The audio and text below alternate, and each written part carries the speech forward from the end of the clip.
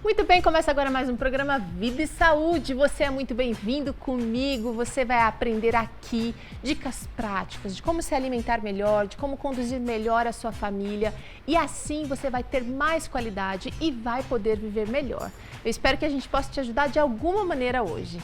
No programa dessa semana a gente conversou bastante sobre a psicologia preventiva infantil e hoje a gente vai tratar de um tema muito importante, que são os limites.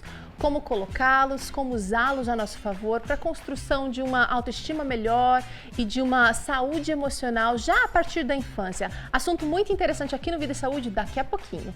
Temos ainda conversa especial sobre o guia alimentar com a nutricionista Adriana Boganha. Tem ainda receita, o Felipe vai fazer uma brincadeira aqui com a gente. O assunto no plantão é limites, ele vai fazer um bolo sem limites. Vamos ver o que ele vai usar para que todo mundo possa comer realmente e ficar feliz sem limites. Temos ainda o quadro Saúde Espiritual e muito mais para acontecer. Quer conversar com a gente? Quer contar como é que anda o seu dia a dia? Como é que tem sido as dificuldades ou os desafios vencidos aí para colocar a saúde em forma, em prática? Muito bem, escreve pra gente, novotempo.com/vida e saúde. Se quiser mandar sua foto através do Facebook também, vai ser muito legal a gente ver, acompanhar aí as mudanças. E sabe, o Vida e Saúde, ele é feito por pessoas que oram, que torcem e que desejam o seu melhor. Então, se você quiser uma sugestão, ouvir sua pauta, ver a sua pauta tratada aqui no programa Vida e Saúde, é só mandar pra gente e a gente vai correr atrás de um especialista que acredite nos 8 remédios naturais. São 8 recursos que todos nós temos acesso e que podem fazer diferença, não só na prevenção, mas também no tratamento de enfermidades. Quero convidar agora para fazer parte do programa Vida e Saúde, a doutora Eneida Torres, ela que é psicóloga e nossa companheira durante toda essa semana. Bem-vinda mais uma vez. É um prazer enorme recebê-la, vamos nos sentar. Doutora, essa semana foi muito importante para a gente. O Vida e Saúde é um programa que trata da saúde integral. A gente pensa na saúde física, mental. Hoje vai até ter um quadro de saúde espiritual. E a gente sabe que uma pessoa que não está emocionalmente saudável, ela não pode ser considerada saudável. A saúde precisa ser integrada. E se a gente puder começar do começo, desde a infância, muito melhor. Agora, tem gente que pensa que cultivar uma autoestima boa e cultivar hábitos saudáveis das emoções não inclui limites, dizer não, estipular parâmetros. E isso não é verdade de jeito nenhum, não é? Não é verdade. A sociedade passa por algumas mudanças. Houve um tempo em que teve uma mudança radical em que os pais não podiam falar não para os filhos, porque acreditavam muito que causariam traumas, que causariam transtornos irreversíveis. Os estudos cada vez mais aprofundados na área do desenvolvimento infantil, eles vão constatando que as crianças carecem de limites e que esses limites, de preferência, sejam claros. Não é obrigatoriamente a história do dizer não, deixar de dizer não, mas os limites precisam ser claros. Que esses limites vão dar uma condição mais saudável à vida daquela criança. Quer dizer, os adultos estão acostumados com os limites, né? A gente tem limites no trânsito de velocidade, a gente tem limites horários, modo de agir, postura, mas as crianças realmente parece que têm dificuldade em aceitar alguns limites. Ou talvez os adultos tenham dificuldade de demonstrar ou de demarcar esses limites. Por que isso acontece? Na verdade, acontecem as duas coisas, exatamente dessa forma. Como as crianças elas ainda não têm todos os conceitos de viver em sociedade formados, esses conceitos eles entram em conflito, em atrito rapidamente com alguma atitude que elas têm que vão de encontro ao esperado. Os adultos também, eles não conseguem ter para eles quais são os limites claros. Existem alguns limites que são inegociáveis. São chamados princípios gerais, que independente da crença religiosa, independente da filosofia de vida, os princípios gerais são aqueles que a gente não negocia. E isso é o que precisa ficar muito claro. São valores. Além de serem valores, eles são aqueles que nos preservam de colocar a nossa vida em risco. São os valores, mas aqueles também que nós podemos nos poupar. Por exemplo, é inegociável que a criança vá brincar com fogo. Por que que é inegociável? Porque o fogo pode ter consequências, exatamente, para a vida dela. Então, existem alguns que são inegociáveis, então, que é um não necessário. Mas por que há uma dificuldade também tão grande em falar não no momento certo? Porque o não é usado demais e desnecessariamente. É tanto não, não, não, que uma das primeiras palavras que as crianças pequenas falam é não. E para tudo elas falam não, porque elas ouvem tanto isso que perde o significado. Então, há um comprometimento dos dois lados. A criança pequena ainda não tem isso claro dentro dela, para isso ser mais claro é trabalhado, e o adulto parece que também não tem claro para ele o que ele está esperando. E isso vai dificultando todas as relações.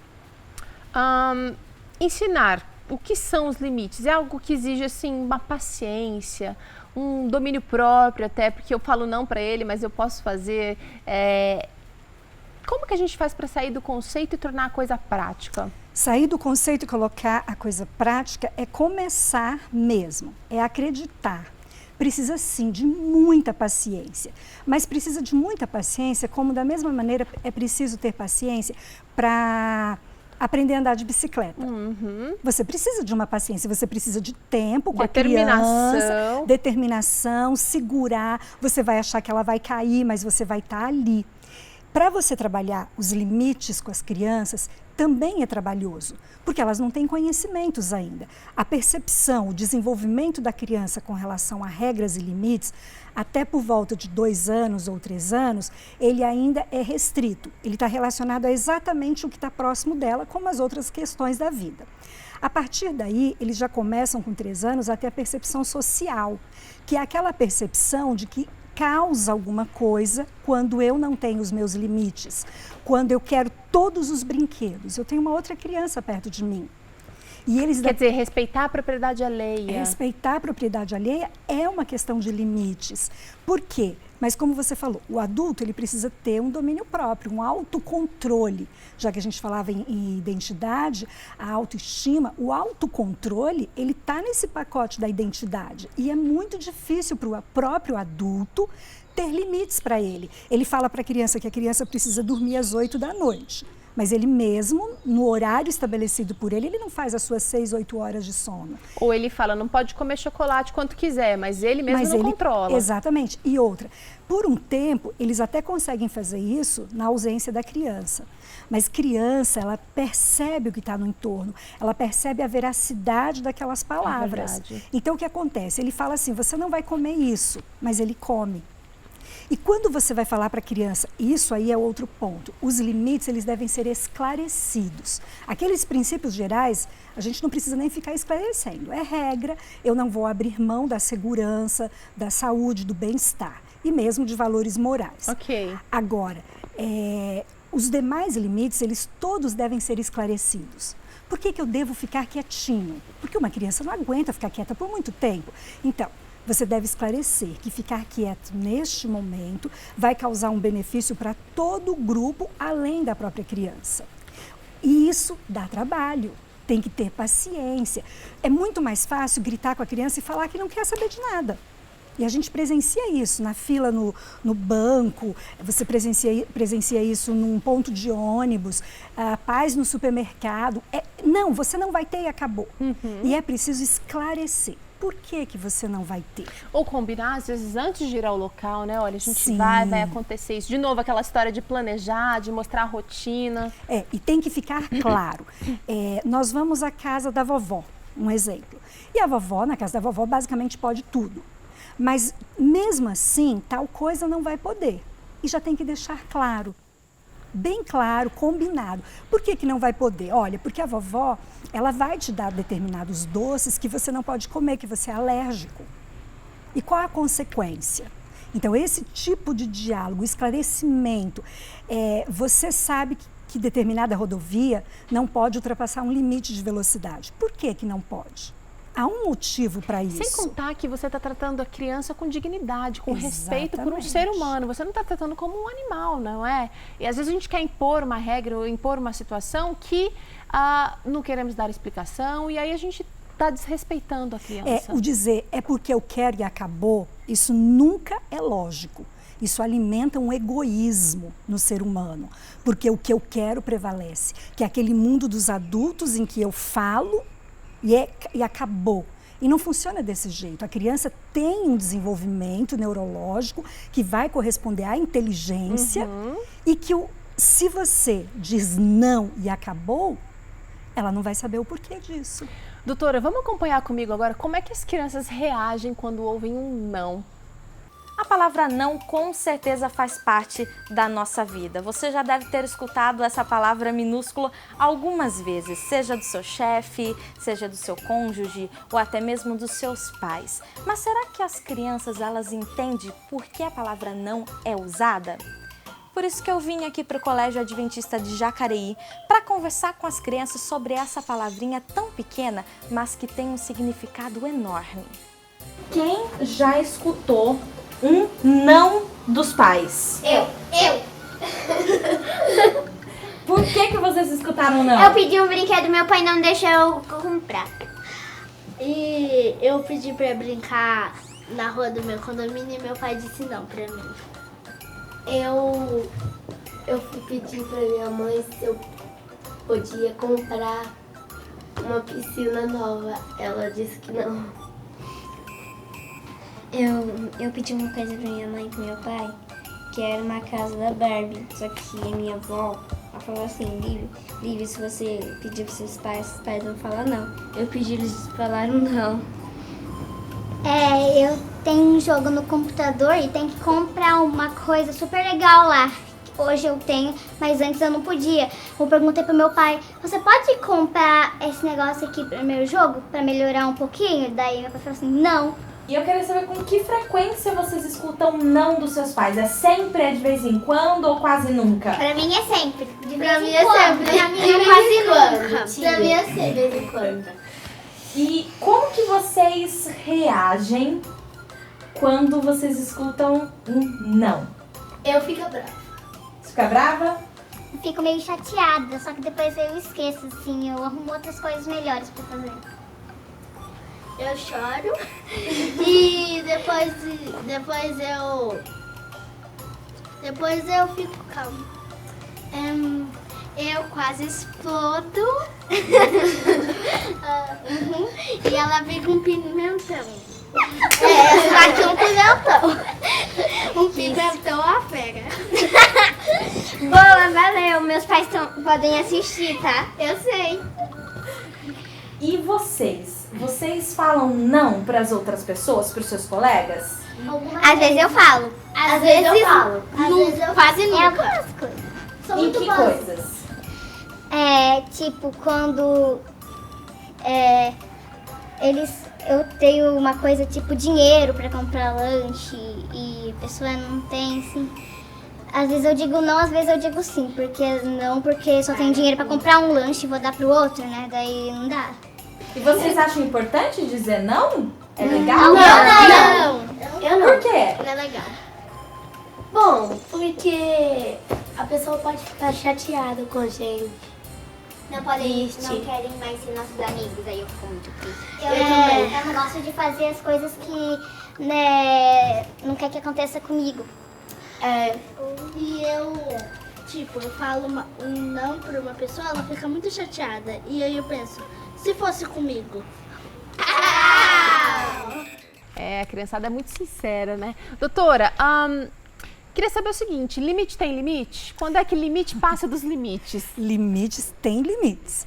E é fácil perceber, só que difícil de colocar em prática também. Porque tem pais e tem cuidadores que parece que sente prazer ou tá tão no automático de dizer, não, posso brincar na casa do meu amigo? Não.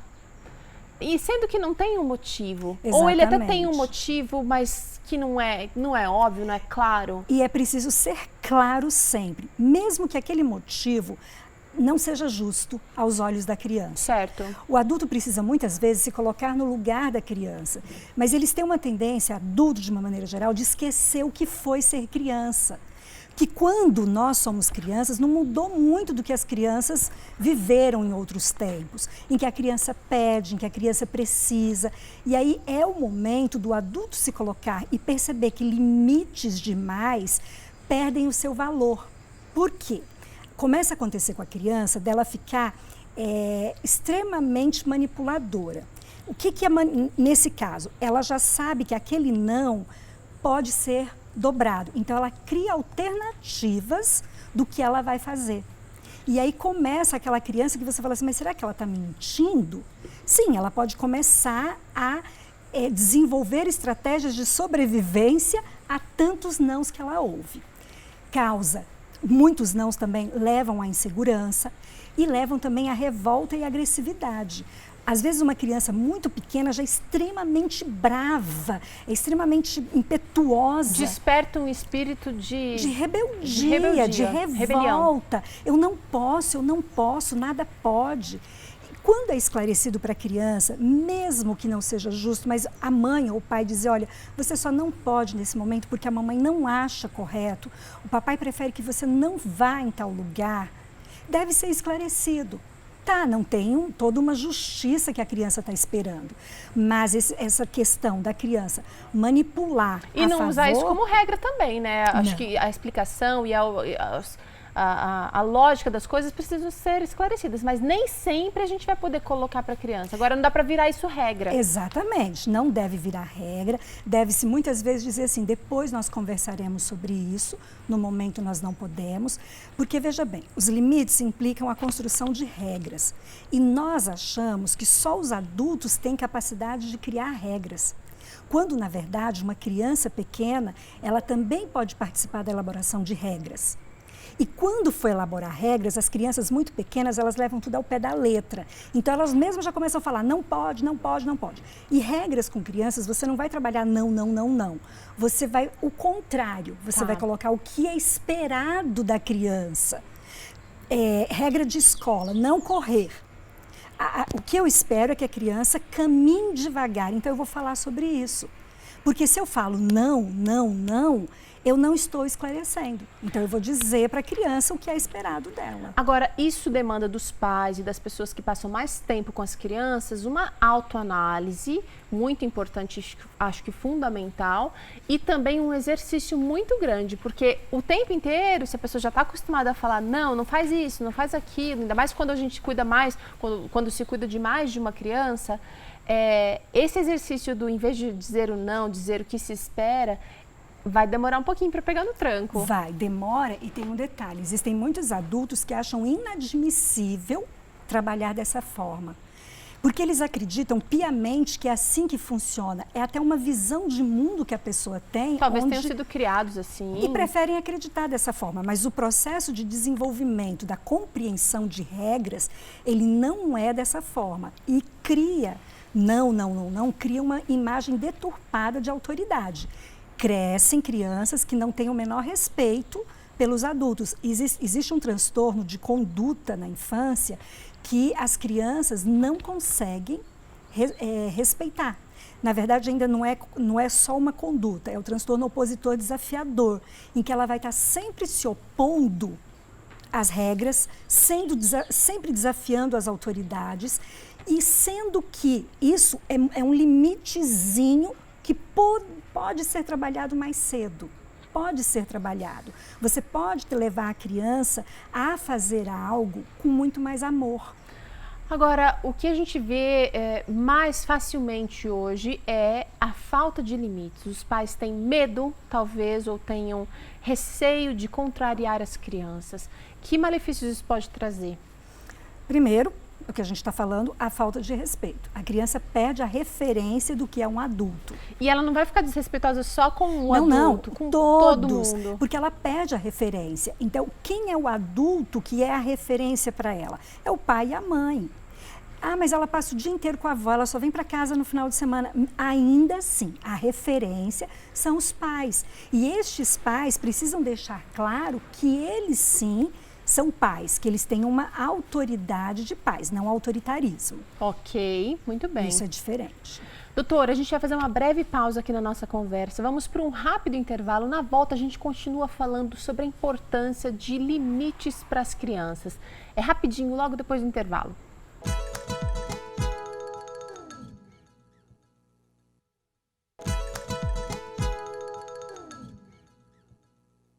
Vida e Saúde está de volta. O assunto de hoje é limites para as crianças. A gente vai ter muita coisa acontecendo ainda no programa de hoje. Felipe vai trazer daqui a pouquinho uma receita de bolo sem limites.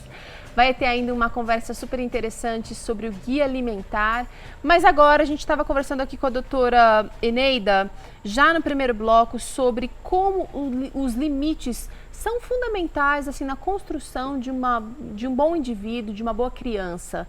A gente já falou um pouquinho sobre como o limite faz parte dessa psicologia preventiva na infância, trazendo vários benefícios. Já falamos também sobre o malefício também do excesso de limite, aquela coisa do não pode isso, não vai fazer aquilo, gerando aí uma revolta ou até uma criança insegura. E agora eu queria conversar um pouquinho mais, a gente até mencionou isso aqui, mas a infância em si propõe vários limites para a criança. A gente tem aí leis de trabalho, leis de proteção ao menor, que realmente tentam fazer esse papel de limitar as ações das crianças para que elas não corram riscos. O que mais que a gente pode pensar? Bom, essas regras, na verdade, leis de proteção à infância e à adolescência, elas se tornam necessárias a partir do momento em que há um mundo de adultos que não para com um pouco mais de calma para pensar na necessidade de regras, na necessidade desses limites mais esclarecidos. Então, muitos desses limites são colocados para preservar mesmo a infância. Eu percebo que até alguns desses limites parecem assim... Para um bom educador ou para uma pessoa que está fazendo um bom trabalho em casa, eles parecem até exagerados, porque são óbvios, né? A gente não vai colocar uma criança para fazer trabalho escravo, mas eles, na verdade, surgem por consequência de abusos que outros acabaram praticando. Na verdade, há muito mais desrespeito à infância do que o respeito. Sim. Há tanto desrespeito à infância, quando um adulto diz para a criança, é porque eu falei e acabou, criança não tem vez. Quando grita para a criança calar a boca, ele está já criando um abuso que é enorme de consequências definitivas até. Porque uma criança que ouve por muito tempo que você não presta, o que você faz, isso aí tudo é um peso para a criança. E ela vai passar a vida sempre desconfiando dela mesma, sempre desconfiando. E num momento em que ela precisar tomar uma decisão, por exemplo, uma escolha profissional, ela não tem condições, porque ela sempre ouviu que ela não era capaz. Esses abusos que a gente pensa assim, puxa vida, mas na minha família, na minha casa, talvez não seja necessário. Mas se você andar um pouquinho mais, você vai ver o quanto a infância é desrespeitada, o quanto é imposto para a criança situações de constrangimento. E essa exposição, muitas vezes, também vai levando a uma situação de depressão na infância. Agora, vamos falar um pouquinho assim, eu estou percebendo que a gente precisa novamente, como tantos outros assuntos que nós tratamos aqui essa semana, de bom senso e de equilíbrio. Os limites são necessários, são essenciais, mas o excesso com certeza vai ser prejudicial. Agora, quero saber o papel do não recebido na infância, lá na vida adulta. O não, na medida certa, ele é necessário. A criança precisa dele, porque ela vai compreender que chega uma hora em que ela tem que parar. Então, isso vai repercutir lá na frente, em que ela vai ponderar, antes de uma situação um pouco mais difícil, uma crítica no trabalho que pode gerar uma confusão e uma discussão. A vida vai trazer muitos nãos. Vai, mas a criança que não aprendeu cedo a ter aqueles momentos, o desejo dela, pode esperar um pouco. A criança que não aprendeu isso, ela vai querer na vida adulta. E ela vai fazer com que todas as pessoas no entorno dela fiquem paralisadas diante de uma necessidade dela. Crianças pequenas já fazem isso. Porque elas movem, elas fazem com que muitos adultos falem, mas coitadinha, se eu não der agora... Então, às vezes, você pode falar um não e aquilo não vai deixar nenhuma marca negativa. Quando é um não para a proteção. Agora, quando é um não desmedido, a criança vai poder ficar com a lembrança sempre do negativo. Doutora, durante essa semana a gente conversou bastante sobre vários assuntos relacionados à psicologia preventiva na infância. E parece que em todos os assuntos a gente acaba voltando para o papel do pai e da mãe como os pilares, os esteios, os exemplos que as crianças têm, que falam muitas vezes mais alto do que as próprias palavras delas. Que conselho você dá para os pais que percebem que não colocaram limites até hoje, mas que precisam tomar as rédeas da vida e ser exemplos também nessa área? Olha, os pais que percebem isso, no primeiro momento, eles já estão de parabéns por perceber. Sim, vamos voltar até antes disso, né? Como fazer para que os pais se conscientizem e cheguem a essa questão? Porque essa parte da conscientização dos pais, ela é muito mais difícil. Porque é muito para o pai que está cansado, para a mãe, é cômodo você falar, senta e acabou. Dá trabalho você dizer para a criança, você precisa parar agora, você conter, porque a criança ela ainda precisa ser contida num acesso de raiva, de birra, e dá trabalho, é muito mais fácil você querer partir para uma situação mais imediatista. Então, para esses pais, primeiro, é preciso ter paciência. A partir do momento em que o pai e a mãe se tornam, os adultos se tornam pais, eles estão sendo responsáveis por mais uma vida além da vida deles. E, consequentemente, uma vida que vai influenciar outras vidas também. Então, esses pais, eles precisam parar para refletir um pouquinho. Não é porque meu pai fez comigo que vai dar certo, porque eu tenho um temperamento, uma predisposição de uma forma que meu filho pode não ter a mesma. Verdade. Aquilo que funcionou tão bem comigo, naquela criança vai ter uma repercussão tão grande, porque existe algo que se chama constituição individual, aquelas características que dão ao indivíduo o que ele é. E isso aí é preciso que os pais compreendam. Eles estão assumindo um compromisso. E esse compromisso faz com que eles tenham que repensar a própria vida. Porque muitos não querem repensar e não querem começar as iniciativas, que é, a partir de agora eu não vou gritar mais, eu vou ouvir. Só para encerrar o nosso assunto, doutora, muita gente passa longos períodos longe de casa e acaba delegando essa responsabilidade para babás, para cuidadoras, para avós, para escola, para creches, a responsabilidade de ensinar de verdade. Que recado você tem para essas pessoas? Os poucos momentos em que estiver com seus filhos, estes momentos são preciosos. Sejam pais. Sejam pais. A referência de adulto na cabeça infantil é o pai e a mãe. A avó é uma certa referência, mas não é a principal. Enquanto a criança tem um pai e uma mãe vivos, eles precisam ser presentes. Se eles não forem presentes, a criança vai ser totalmente desestruturada emocionalmente. E aí, a terapia dessa criança no futuro não é uma terapia curta, não. É uma terapia longa e as pessoas no entorno dela também vão precisar. Então, assim, pais que não têm tempo porque trabalham muito. O tempo que eles têm é um tempo de qualidade, onde pode se falar não, onde pode ter uma rotina, onde pode ter limites claros para as crianças. Porque são os pais, não vai ser a escola que vai ensinar. Doutora, muito obrigada pelas suas contribuições aqui no Vida e Saúde. Eu espero de coração que muitas pessoas possam ter acordado para a realidade que nós vivemos. E se você que é pai e mãe percebeu que realmente precisa dar uma guinada aí na sua vida, Deus está te dando um hoje de presente. Sente que não dá conta? Procure especialistas como a doutora Eneida, que confiem em Deus e que acreditem na segunda chance, numa oportunidade de mudança. E Deus está te dando a oportunidade de ser pai e de ser mãe. Agarre essa chance, faça diferença na vida dos seus filhos com o que a gente tem hoje disponível. Muita informação, muitos estudos, e isso faz diferença. Exatamente. Doutora, obrigada, viu? Eu agradeço. A gente acompanha agora o Dica Vida e Saúde. Logo em seguida tem entrevista com a Adriana Boganha falando sobre o Guia Alimentar. Inclua sorrisos na sua dieta, previne hipertensão, aumenta a imunidade e, além de não custar nada, traz um benefício enorme para você e para os outros. Muito bem, Vida e Saúde agora com dicas práticas para você. A gente prometeu no começo do programa uma conversa interessante sobre o guia alimentar. E para falar sobre esse assunto, ninguém mais, ninguém menos que a nutricionista Adriana Boganha, que esteve conosco durante essa semana, vai nos ajudar a entender a importância desse guia para o brasileiro, para mim, dentro de casa, para toda a família, toda a população do Brasil. O interesse pela alimentação saudável, doutora, tem crescido cada vez mais.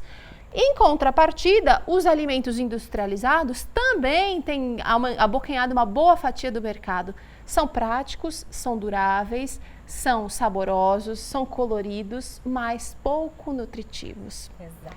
Fala um pouquinho pra gente das mudanças desse guia e por que você acha que ele é relevante. Certo. Então esse guia que foi agora não, né? Já estamos em 2016. Foi lançado em 2014, no mês de novembro, para substituir o antigo guia alimentar, né, que foi feito em 2006. Então tinha muita coisa que estava ultrapassada. Por quê? Em 2006 nós tínhamos 42% da população brasileira estava acima do peso.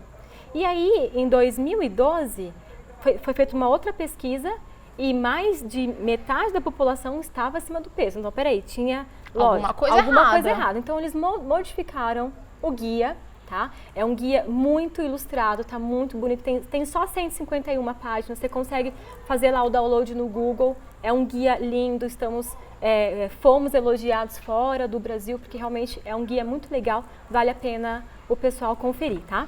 Que outras mudanças mais você notou? Foi mudado o quê? Lembra da pirâmide? Eu até trouxe aí a pirâmide alimentar. Trouxe a pirâmide. Ela já não é tão adequada para a alimentação. Vou virar que tá do lado oposto aqui. Isso.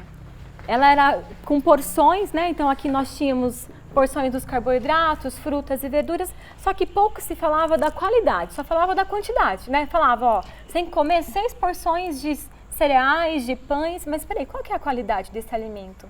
Né? Então agora isso aqui arroz, milho, acabou ficando muito aberto, né? Exato. Então agora essa pirâmide ficou de lado, tá? Agora, esse novo guia, a mensagem central é o quê? Comam comida de verdade, frutas, verduras, arroz, feijão, leguminosas, castanhas, grãos, né? Tá falando pra gente evitar, reduzir os alimentos processados. O que é processado? Por exemplo, aqui eu trouxe um exemplo para a gente conseguir entender direitinho. Aqui é um alimento in natura, é um milho. Ok. Né? Você colheu, tá aqui bonitinho. O que seria o milho processado? Ele já passou por um processamento, ele já está dentro da caixinha, mas ele continua sendo milho. Tem algum conservante, tem alguma coisinha que foi alterada. Exato, aí. Então ele passou por um processamento. O que seria esse milho ultra processado? Ele se transformou agora num outro produto. Que na verdade nem dá para dizer que é um alimento, né? Esse aqui até dá para dizer que é um alimento, agora ele foi ultra processado. Então tem muita química, tem muita gordura, tem muito sódio, também tem açúcar, né? Então o guia está falando para a gente, ele fala para a gente reduzir, mas por que não excluir da nossa alimentação esses alimentos ultra processados? Aqui tem outros exemplos. Todos eles. A margarina aí do café da manhã não é interessante. Os biscoitos, o wafer, biscoito recheado. Esses bolinhos prontos que eu vejo muitas mães mandando na lancheira dos filhos. Gente, é uma bomba de gordura, é uma bomba de açúcar, de sal. Não é interessante. Não se engane, gente. A embalagem é bonita, ele é cheiroso, ele é gostoso muitas vezes. Exato. Mas você está investindo na saúde ou na doença da sua família? A gente tem que pensar nisso. Exato, né? O macarrão instantâneo, né, que faz em 3 minutos, ele é um alimento, um produto ultraprocessado, refrigerante. Ela não quer usar o termo alimento. Refrigerante, o salgadinho, o suco em pó. Então, o que seria o alimento in natura? O abacaxi, ele em conserva também seria processado, ultraprocessado seria. O pó. Nem tem abacaxi aqui, né? Então tem a essência. O aroma. Isso. Outras coisas também que eu achei interessante na mudança do guia, ele fala: comam sempre em companhia, sempre que possível, comam né, com companhia. Em família, Façam as preparações, chama a criançada para fazer, para cozinhar. E é muito interessante que esse guia, ele dá dicas de como cozinhar, ele dá dicas de como que você consegue... Então, qualquer brasileiro pode ter acesso ao guia alimentar? Deve ter acesso. Então, é que eu falei, em todo posto de saúde tem o guia, tá disponível lá, pelo menos deveria ter em todo posto de saúde o guia, mas consegue fazer o download, só clicar lá no Google, lá, né? O endereço está aparecendo endereço, aqui. isso, que consegue baixar esse documento. Isso. É legal ler em família, por exemplo? Sim, porque eu falei, é muito ilustrado, são 150 páginas, mas tem muitas figuras, tem ideias de café da manhã, ideias de almoço, tem várias dicas, né?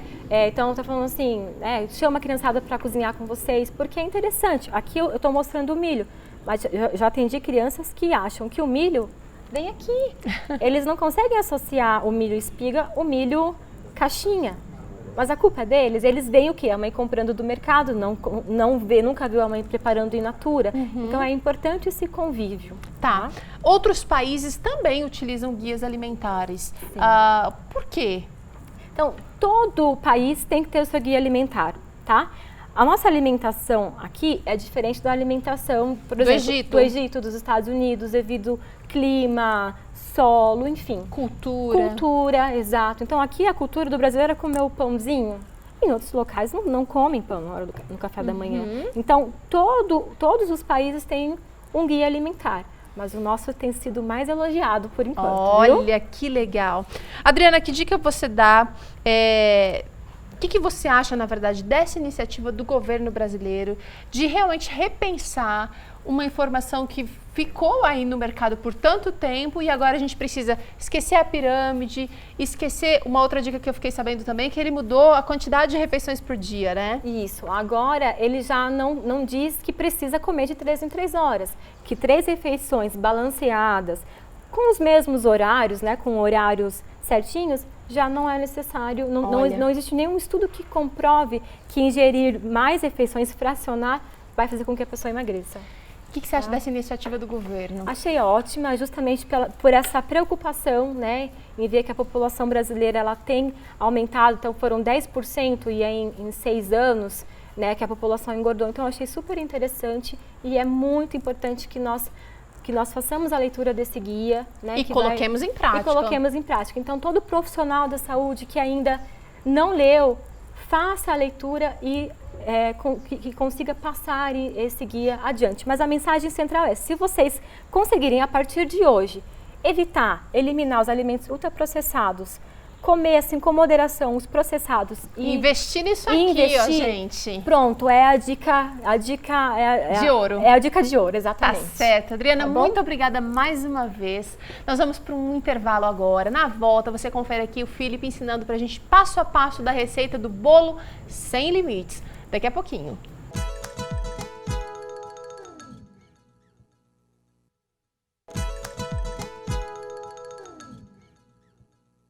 Muito bem, Vida e Saúde traz agora para você mais uma receita saudável. O Felipe está brincando aqui com o nosso assunto de hoje, que é limites.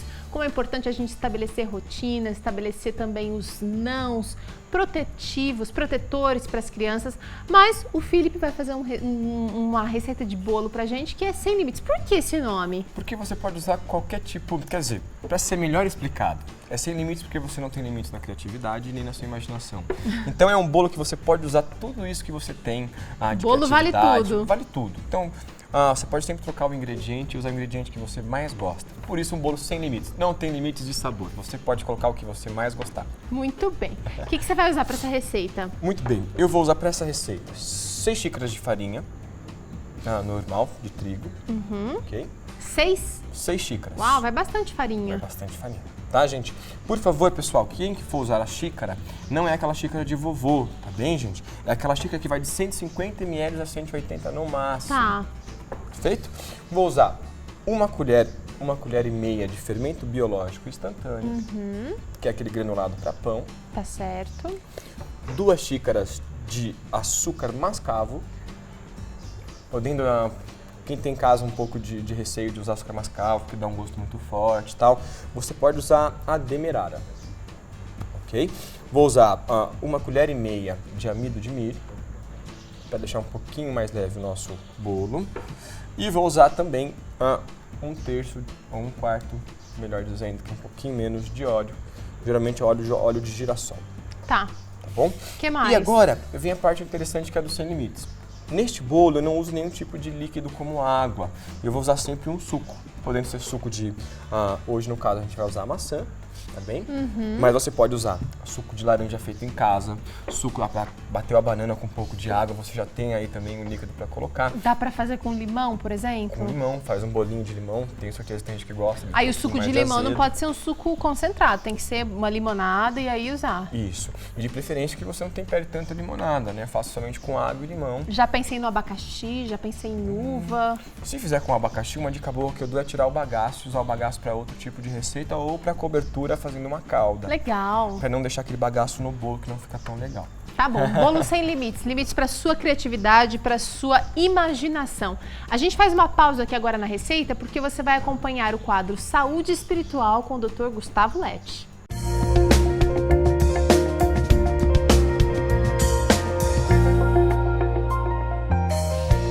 Meus amigos, voltamos a conversar sobre esse importante aspecto do ser humano que é a saúde espiritual, a vida e a espiritualidade se desenvolvendo a cada momento, a cada dia, a cada manhã, assim como nós vamos desenvolvendo a parte física, vamos nos acordando fisicamente, tomando banho, tomando água, nós também vamos despertando para essa parte da espiritualidade, ali quando acordamos nós fazemos uma pequena prece, estudamos a palavra de Deus, vamos nos preparando para começar bem o dia, mas e depois? Depois que nós vamos saindo, depois que nós vamos já saindo para o nosso trabalho, saindo para a sua escola, o Senhor nos ajuda a termos uma melhor espiritualidade ali, como exercitar a fé e deixando ela mais forte.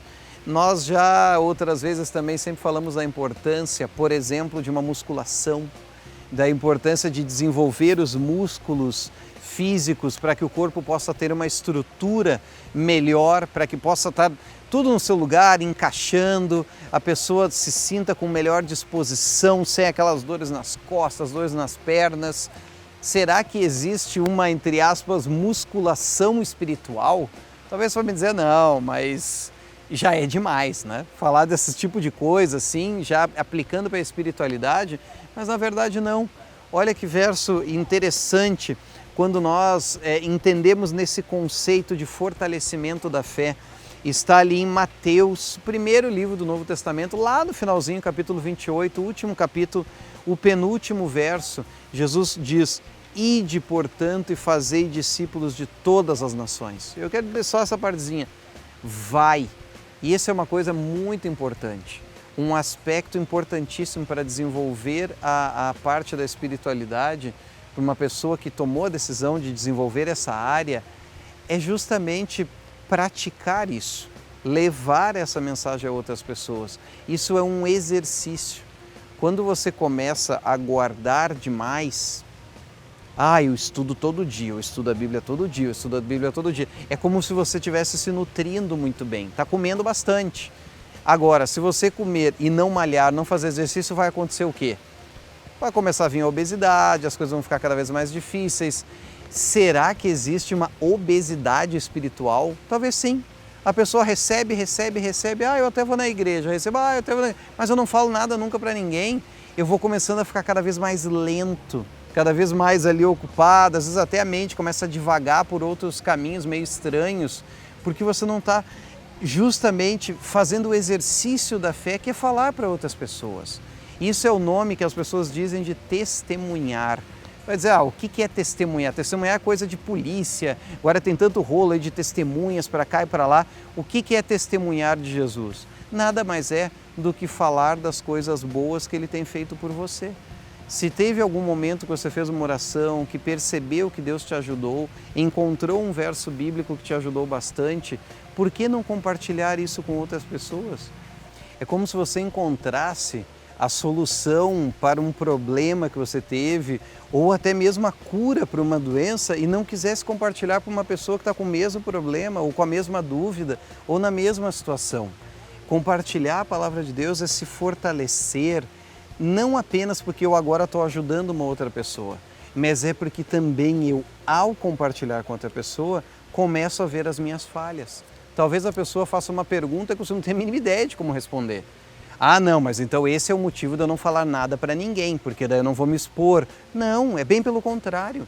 Quando tu começa a falar e conversar com as pessoas, ele faz uma pergunta, e isso faz com que você volte a estudar a Bíblia. Isso acontece, por exemplo, comigo, seja no consultório, com um médico no consultório, que uma pessoa chega e faz uma pergunta sobre determinada coisa da doença, ele não sabe tudo.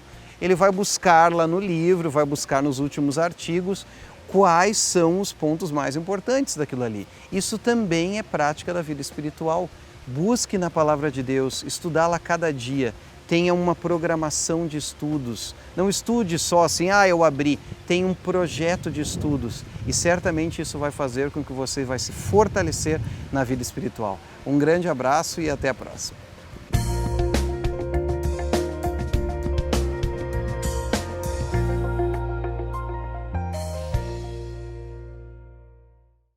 Muito obrigada, doutor. A gente sempre aprende com ele alguma coisa diferente, mesmo estando tão acostumado com o tema de religião, com o tema de espiritualidade, ele é sempre criativo, né, Felipe? Sempre coisas novas, né?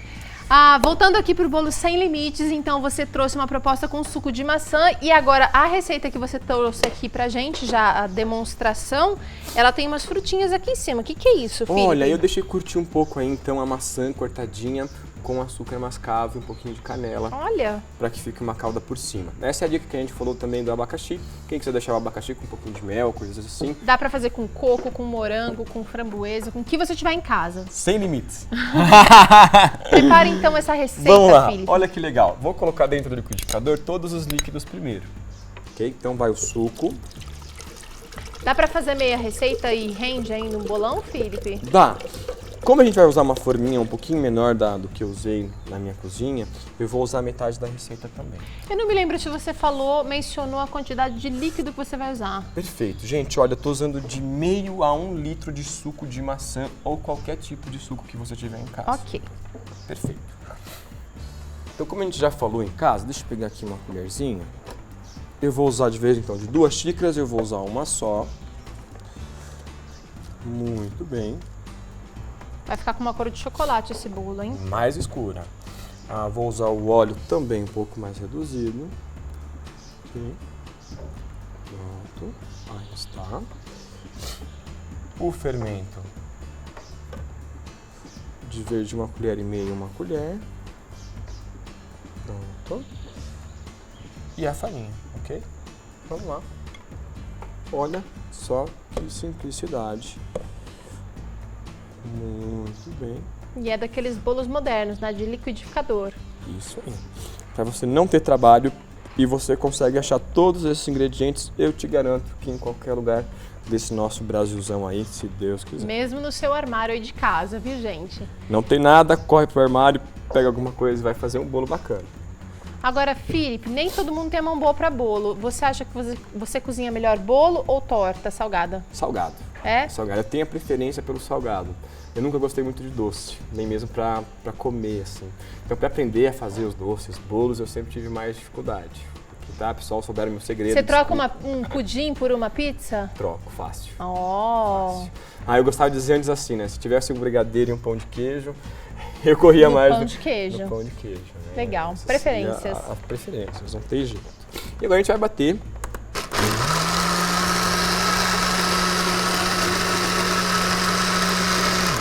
Teru, eu nunca bato muito. Já que tem fermento direto na massa, a gente tem que bater pouquinho. Como tudo aqui é super simples de sumir, olha que legal que vai ficar. A nossa massa... Você vai precisar... Você não colocou amido ainda. Vou colocar já o amido, já a gente mistura aqui na hora. Então você tem que dar umas pulsadas e ir mexendo na farinha para não perder o efeito do fermento. Do fermento, que se você bater direto, você não vai ter um bolo grande, ele não vai crescer. Deu um cheirinho gostoso. De maçã, não deu? Deu, o açúcar mascavo também tá bem perfumado. Perfeito, vamos colocar o amido. Vamos lá? Então a gente vai colocar aqui, ó, um pouquinho, não precisa ser muito, tá, gente? E esse pouquinho, eu te garanto, você que está em casa, faz a diferença. Ok? Eu vou bater mais um pouquinho. Só para tirar esse amido, rápido.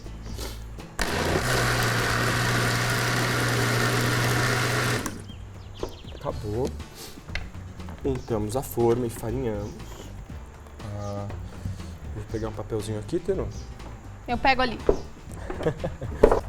Vamos untar então, olha só. A gente vai untar um pouquinho óleo.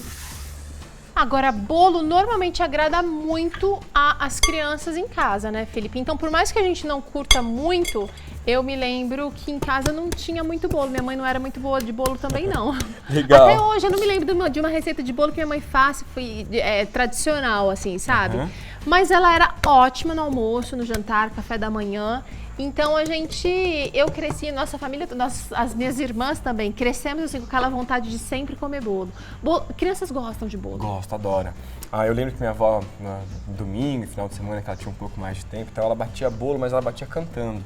Então a gente acordava no domingo com minha avó cantando e fazendo bolo. E aquele cheirinho bom na cozinha. É uma maravilha, né? Mas eu não puxei a mão pra fazer bolo, infelizmente. Mas, pessoal... Não, tá fazendo uma receita ótima aqui. Esse aqui vai dar certo. Olha só, você que tá em casa, como a nossa massa vai ficar legal.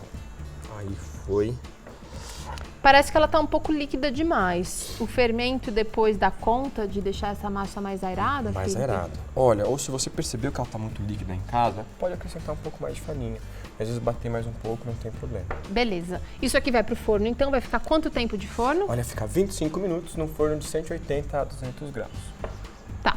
Tem que ir pro forno quente, né, Felipe? Por favor, gente, não se esqueçam, o melhor jeito de você cozinhar é sempre com o forno pré-aquecido. É verdade, eu também concordo. Olha aqui, então, o Felipe sugeriu aqui de você servir com umas frutinhas, mas você também pode fazer um bolo básico. Tem criança que não gosta de muita coisa, né? De muito enfeite. Perfeito. Mas essa calda deu um toque. Obrigado. Você cozinhou a maçã? Cozinhei um pouquinho, nada demais, ela tá meio durinha ainda, não é uma coisa que ela vai ficar super mole. Ela não derreteu, ela tá bem firminha, tá muito bom. Muito obrigado. Olha, é uma receita que dá pra fazer em casa com a criançada, dá pra inovar, dá pra você inventar moda. O importante é fazer em casa. Fazer. Tem que fazer. Achei que você não ia acertar, viu? Sério? Você parou, pensou Mas a gente um tá em pouquinho? sintonia, Tiro. Gente, o importante é fazer. Olha, eu já tava me esquecendo de uma coisa super importante, que é oferecer pro nosso telespectador esse livrinho aqui. Deixa eu tirar o lembrete que tá aqui dentro. Que é a Esperança Viva. O pastor Ivan Saraiva escreveu esse livro muito pertinente para nossa época, com assuntos muito atuais, e você pode receber ele em casa gratuitamente. É só acessar o nosso blog. Lá vai ter um banner exatamente com esse formato, com essa carinha aqui dessa capa do livro. Clica lá, lá tem o passo a passo de como você receber, sem complicação, gente, e sem surpresa. Totalmente gratuito na sua casa. Se você preferir, manda um e-mail pra gente e a gente vai mandar na sua casa o livro Esperança Viva. Livro que pode com certeza transformar a sua vida, a vida da sua família e também da sua comunidade. Agora sim tá dado o recado. E você já vai sair daqui também com receita boa, com ideias novas para realizar em casa. O importante é fazer. E saiba, tem uma equipe inteira orando, torcendo e esperando que você realize mesmo as mudanças que são tão necessárias para se ter mais saúde. Um abraço e até o próximo Vida e Saúde. Tchau!